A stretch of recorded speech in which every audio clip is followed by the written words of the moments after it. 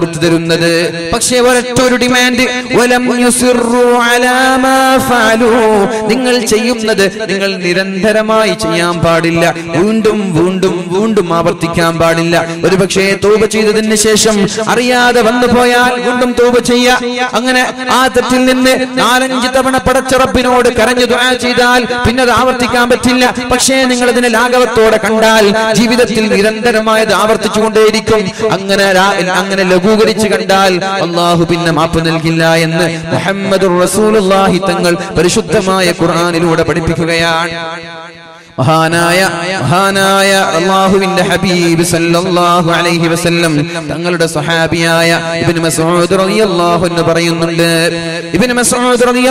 പറയുന്നുണ്ട്, ഇന്നത്തെ സമൂഹത്തെ കുറിച്ചല്ല, താബിഈങ്ങളുടെ കാലത്തുള്ളൊരു രംഗം ഇബ്നു മസ്ഊദ് തങ്ങൾ പറയാണ്.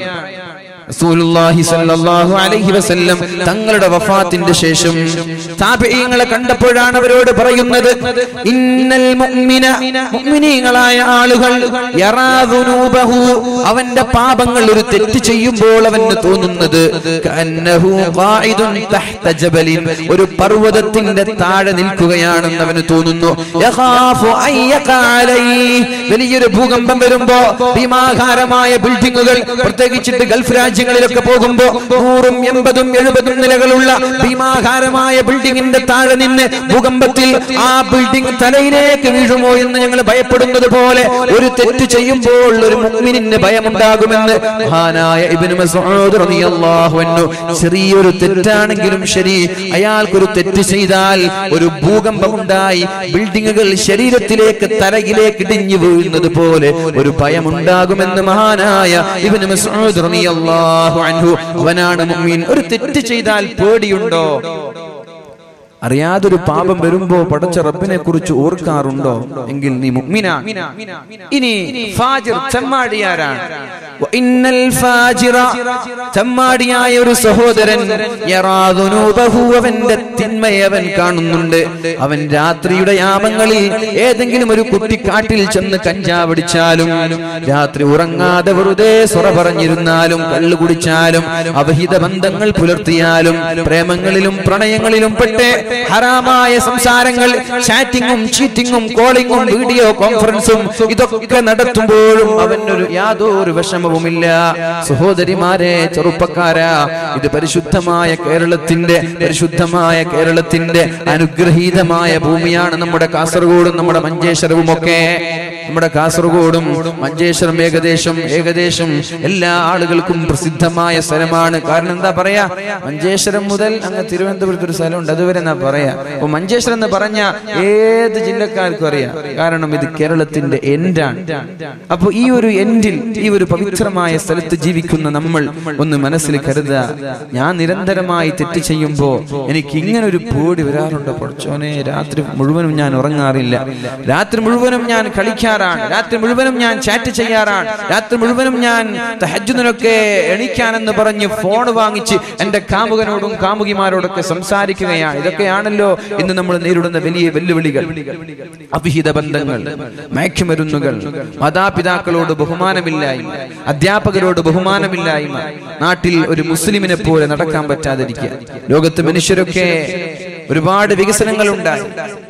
പറവകളെ പോലെ പാറി കളിക്കുവാനും മത്സ്യങ്ങളെ പോലെ നീന്തി കളിക്കുവാനും മനുഷ്യന് സാധിക്കുന്നുവെങ്കിൽ, പക്ഷേ ഒരു മനുഷ്യനെ പോലെ മാന്യമായി നടക്കാൻ ഇന്ന് അറിയുന്നില്ല എന്നൊരു ബുദ്ധിജീവി പറഞ്ഞ വാക്ക് ഞാൻ ഓർത്തുപോവാണ്. ശരിയാണത്. പറവകളെ പോലെ നമ്മൾ പാറി കളിക്കാറുണ്ട്, പാരച്യൂട്ടിലൂടെയും എറോപ്ലെയിനിലൂടെയും മറ്റുള്ള അതിന്റെ ഡിവൈസുകൾ ഉപയോഗിച്ചുകൊണ്ട്.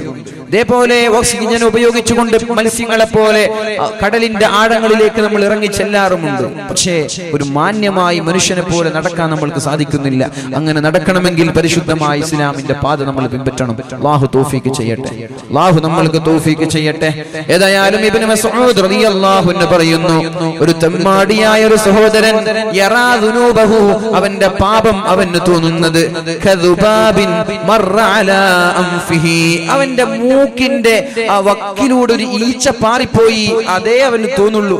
ഒരു ഈച്ച പാറിപ്പോയാൽ നമ്മൾക്ക് പ്രയാസമാവും. അകത്തളങ്ങളിൽ നിന്നൊരു പെണ്ണ് പാടുന്ന പാട്ട് കേട്ടത്, ഹൽ മിൻ സബീലിൻ ഇലാ ഖംറിൻ ഫഅശ്റബുഹാ ഫഅശ്റബഹാ ഔ മിൻ സബീലിൻ ഇലാ നസ്റുബിൻ ഹജ്ജാജി.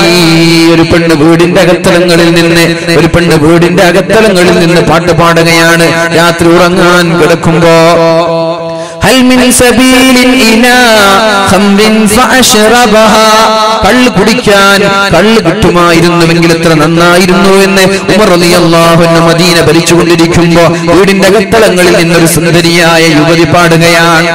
21-ാം നൂറ്റാണ്ടിലുള്ള ചെറുപ്പക്കാരിയുടെയോ കവിതകളോ പാട്ടുകളോ അല്ല.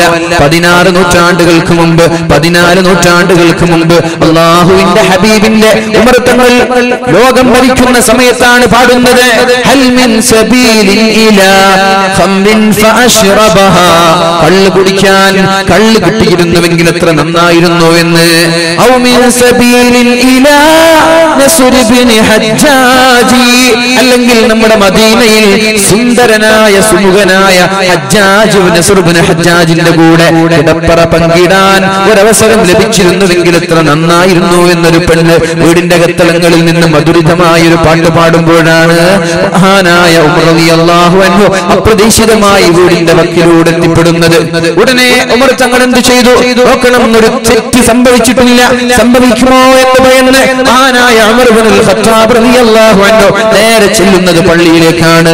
സുബ്ഹി നിസ്കാരം കഴിഞ്ഞ ഉടനെ നസ്ർ ഇബ്നു ഹജ്ജാജ് എന്ന് പറയുന്ന സുമുഖനായ ചെറുപ്പക്കാരനെ തന്റെ പള്ളിയിലേക്ക് വിളിച്ചു വരുത്തുകയാണ്. സുബ്ഹാനല്ലാഹ്. നോക്കുമ്പോൾ വല്ലാത്ത മനോഹരമായ മുടി. നമ്മുടെ ചെറുപ്പക്കാരുടെയൊക്കെ ഹെയർ സ്റ്റൈൽ ഉണ്ടല്ലോ, ഒരു ഭാഗം ചെത്തിവെക്കുന്ന ഒരു സ്റ്റൈൽ ഉണ്ടല്ലോ. തലയുടെ 3 ഭാഗങ്ങൾ ചെത്തിവെച്ച് മുൻഭാഗങ്ങളിൽ മാത്രം അല്പം നീട്ടിവെച്ച് അത് തന്നെ നെറ്റിയിലേക്ക് വളച്ചിട്ട് ഹറാമായ രീതിയിൽ മുടിവെട്ടുന്ന ചെറുപ്പക്കാരാ. അലം യഅ്നിൽ ലദീന ആമനൂ അൻ തഖ്ശഅ ഖുലൂബുഹും ലിദിക്രില്ലാഹ് വമാ നസല മിനൽ ഹഖ്. പരിശുദ്ധമായ ഖുർആനിന്റെ താക്കീത് കേട്ട് നന്നാവാനുള്ള സമയമായിട്ടില്ലേ? പരിശുദ്ധമായ റമളാൻ ഒന്നിന് പിറകെ ഒന്നായി കടന്നു വന്നു, എന്നിട്ടും നിനക്ക് നന്നാവാനുള്ള സമയമായിട്ടില്ലേ? അലം യഅ്നിൽ ലദീന ആമനൂ. ആരെയാണ് നീ പിൻപറ്റുന്നത്? ആരുടെ മാതൃകയാണ് നീ ഫോളോ ചെയ്യുന്നത്? ആരാണ് അങ്ങനെ ഒരു ഹെയർ സ്റ്റൈൽ നമ്മൾക്ക് പഠിപ്പിച്ചു തന്നത്? ഉമ്മമാരെ, ഇങ്ങനെയും വികൃതമായ വൃത്തികെട്ട രീതിയിൽ ഹെയർ സ്റ്റൈൽ കട്ട് ചെയ്തുകൊണ്ട് വീട്ടിലേക്ക് കയറി വരുന്ന മക്കളെ നമ്മൾ 2 കൈയും നീട്ടി സ്വീകരിക്കാറുണ്ടല്ലോ. എവിടെ നിന്നാണ് നിങ്ങൾക്ക് അതിനുള്ള സമ്മതം ആരാണ് തന്നത്? സ്വന്തം മക്കൾ വികൃതമായ രീതിയിൽ ഹെയർ സ്റ്റൈലുമായിട്ട് അമുസ്ലിമീങ്ങൾ ഇങ്ങനെ ചെയ്യാറില്ലല്ലോ. മുസ്ലിമീങ്ങൾക്ക് മാത്രമാണല്ലോ ഇങ്ങനൊരു വൃത്തികെട്ട സ്വഭാവം കാണുന്നത്. അമുസ്ലിമീങ്ങളൊക്കെ എന്തൊരു വൃത്തിയായിട്ടാണ് തലയൊക്കെ വെട്ടിവെക്കുന്നത്. ഏതോ പാശ്ചാത്യന്റെ ചീഞ്ഞാറുന്ന സംസ്കാരങ്ങൾ, ഏതോ ജൂതന്മാരുടെ ഇംഗ്ലീഷ് സിനിമകളിൽ കാണുന്നത് നമ്മൾ ഇങ്ങോട്ട് ഫോളോ ചെയ്യുകയോ? നിങ്ങൾക്ക് മുമ്പുള്ള ആ സമൂഹത്തിന്റെ വിരോധാഭാസങ്ങളെ, തോന്നിവാസങ്ങളെ നിങ്ങൾ പിന്തുടരാൻ തുടങ്ങിയാൽ നിങ്ങൾക്ക് നാശമുണ്ട് എന്ന് മുഹമ്മദുർ റസൂലുള്ളാഹ്. അതുകൊണ്ട് ചെറുപ്പക്കാരാ, അങ്ങനെയുള്ള തലകൾ ഞാൻ നിങ്ങളെ കുറ്റപ്പെടുത്തുന്നില്ല.